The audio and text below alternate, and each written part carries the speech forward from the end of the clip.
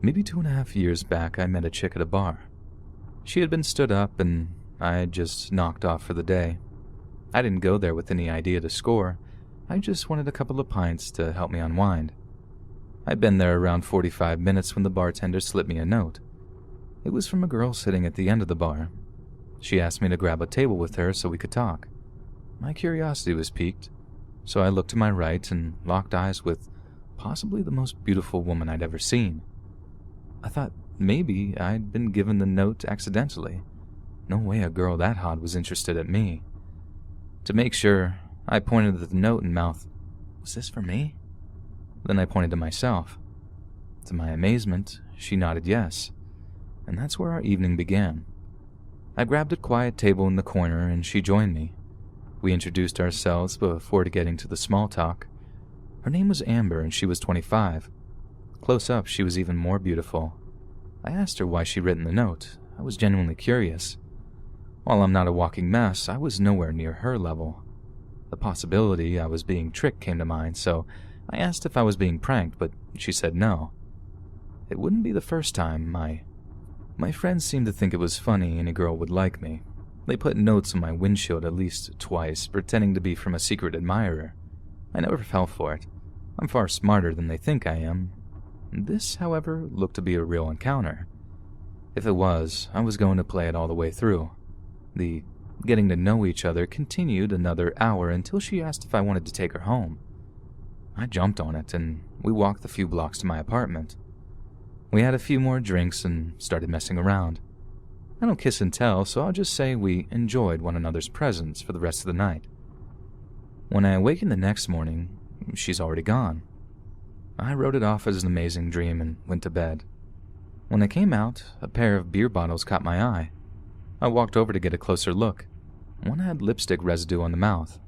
I still wasn't completely positive. I walked over to the bed and sniffed the pillow opposite mine. The wonderful smell threw me back to the previous evening.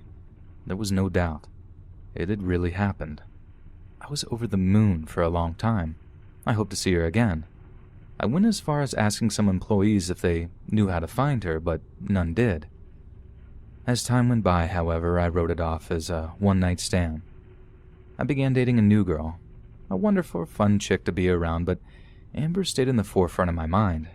This new relationship never really went anywhere, and we ended things a few months in. Being newly single, I hoped to track Amber down and maybe pick back up where we'd left off. I returned to the bar and asked around again. I got the same answer. I didn't have the money to hire a detective, and without a last name, I couldn't do a search on the internet. Providence would arrive in the form of Craigslist. I was browsing the site and came across the missed connections section. It looked to be just as good as any other avenue, so I made a short description of our night together and how I'd like to meet again. I posted it and went on with my life. All was quiet until about day 8. A message came from someone claiming to be Amber. I asked a few questions. They knew all the answers and even added things no one else could have known. I was overjoyed to be talking with her again and asked if we could meet for drinks. She agreed and suggested the place we first met. It sounded perfect, almost romantic. I started to believe this may actually go somewhere. My months-long search was over. For the rest of the week, my stomach was in knots. I was counting the hours. Saturday eventually arrived, and I made my way to meet her. She was visible from outside and more beautiful than I remembered. I joined her at the table, and the night went much as it had our first evening, all but one thing. Throughout the evening, she checked her phone many times. I assumed she was just nervous and tried to ignore it. It was a few hours before she suggested that we go back to her place. I've been looking forward to this for months. On our way out, I visited the bathroom. As I walked out, I noticed she was fiddling with her phone again.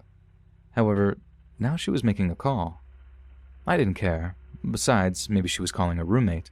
She was basically a stranger to me. For all I knew, she had kids. Once again, I really didn't care. She'd hung up by the time I returned anyway, and we made our way to her car. I stumbled my way down the street until she pointed at this plain 4-door sedan, and I shuffled up to the passenger door. She unlocked it, and I fell into the seat. We closed our doors, but instead of starting the car, she just sat there and smiled at me. Oh, she wants to make out. The idea perked me up. When I leaned over to kiss her, a strange male voice told me to stop. What? I was so drunk I had a difficult time assessing the situation.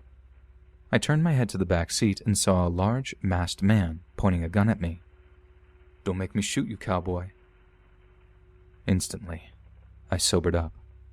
I could tell he meant every word. I looked over to Amber.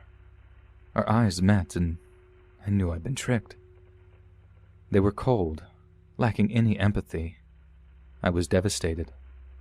I'd lost my desire to live in that moment. Moving much faster than I should have, I yanked my wallet from my pocket and threw it into the back seat. I think my nonchalance caught the man off guard. He said nothing, even as I stepped from the car and slammed the door. I didn't know what to do, so I just stood mute, staring at the pavement. It remained quiet for around 30 seconds until I heard the car start and speed away. It wasn't long before I had a massive adrenaline dump. The seriousness of what had occurred mere moments prior hit me like a truck. I hunched over and actually began vomiting. Massive amounts of booze and nachos poured from my guts. I eventually ran dry and returned to my feet. I wiped my mouth and made my way home. I wanted nothing but to sleep and didn't even bother to undress before falling into bed. Most of the day was gone when I woke up. I chugged a bottle of Gatorade, my hangover cure. The events of the previous night became clearer by the second. I felt so stupid. All the time I'd wasted looking for her. Then I got angry and my desire for revenge kicked in. A quick shower and a 2-mile walk later, I found myself filing report. In Chicago, stick-ups generally don't get much attention. When the detective handed me some mugshots, I got the idea I'd stumbled into something a tad more serious. I was shocked to see the faces of Amber and her accomplice staring back at me. I pointed them out, and the detective gave me the lowdown. Only at that moment did I realize just how lucky I'd been. According to him, I had fallen prey to a scam. Amber's real name was Shannon, and she'd been a career con artist. The pair had been targeting single men for the last 6 months or more. I was thought to be their 5th victim, and the previous 3 had actually been killed. And I felt a shudder through my body. The detective was unsure why I'd been allowed to live, and that made 2 of us. Perhaps our history made me too much of a risk. Maybe she'd been pressured into doing it by her partner. I'll probably never know. It was hoped that I had new information to give him, but I ended up being no help. We spoke a little longer before he sent me home. Now I was even more confused. I was happy to be alive. On the other hand, however, I wondered why I'd been spared. I have one particularly funny theory that they didn't consider $23 and a maxed-out card worth killing over, but the truth is, it's not really a joking matter. Things wouldn't get any clearer when Amber's accomplice was arrested. He'd be brought in on unrelated charges, only to lawyer up the second he was asked any questions. He'll stay mum more than likely, even when presented with the possibility of execution. The detective on my case thinks Amber probably won't be caught for a long time, and even if she is, she'll go the way of silence too. If and when she is caught, I hope I can get a few minutes alone with her, not because I wish her any harm. I've come to terms with her role in the crime. Instead, rather, I'd like to ask why I was spared when others weren't. I'd like to think it's because we'd made some type of connection on an emotional level. Then again, that's probably just my romantic side thinking out loud. In truth, it probably just wasn't my time.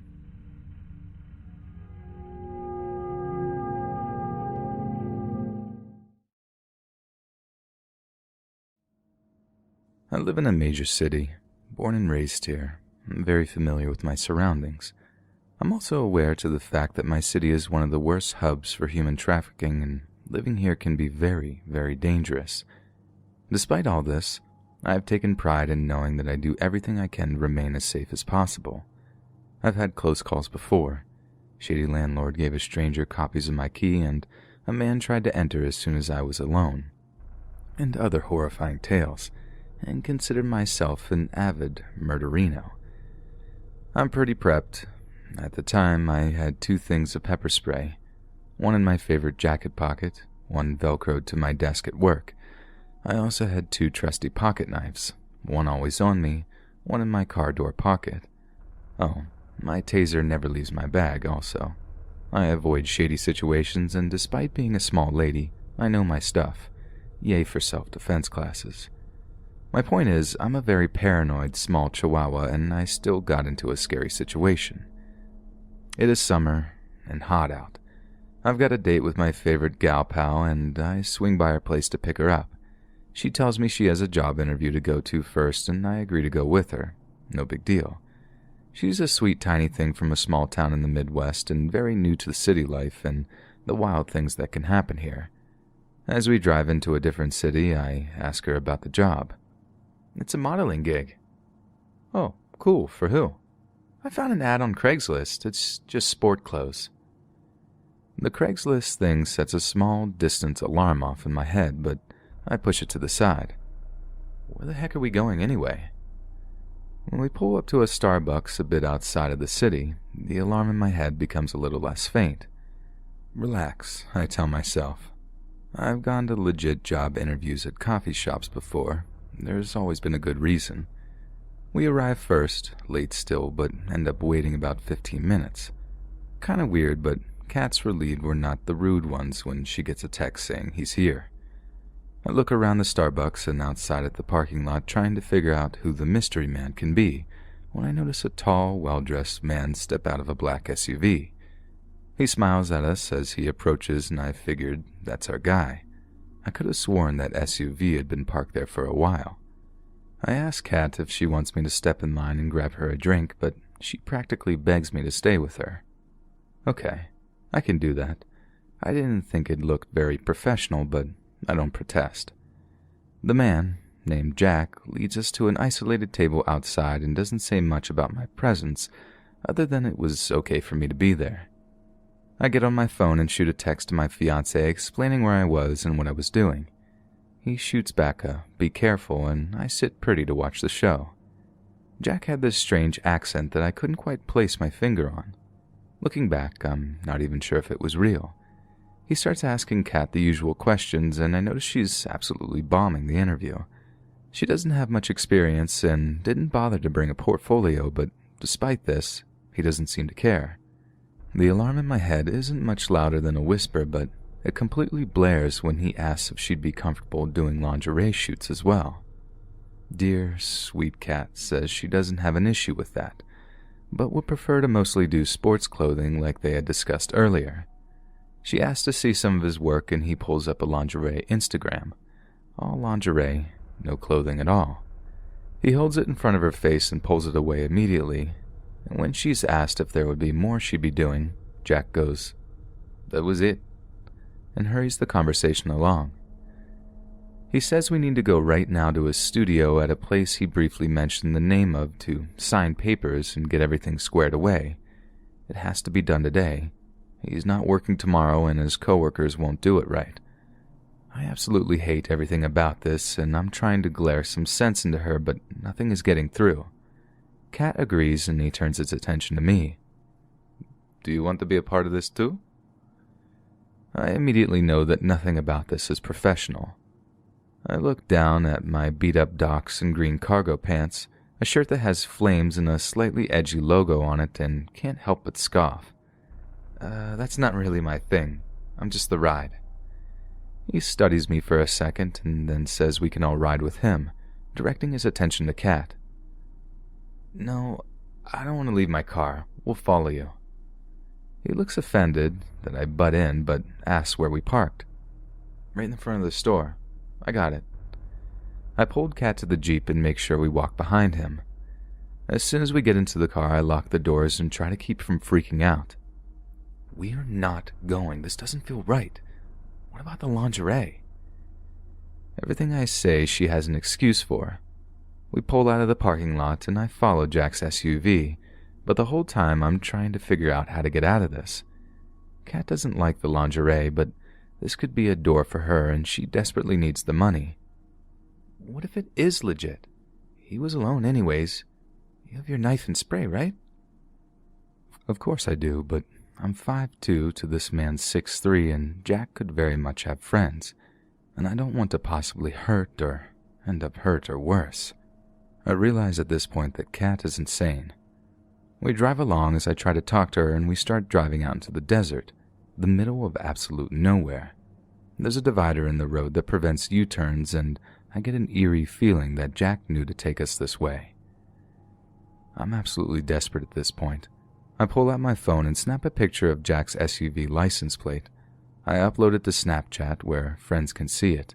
Kat starts getting uncomfortable when she realizes how far we've driven.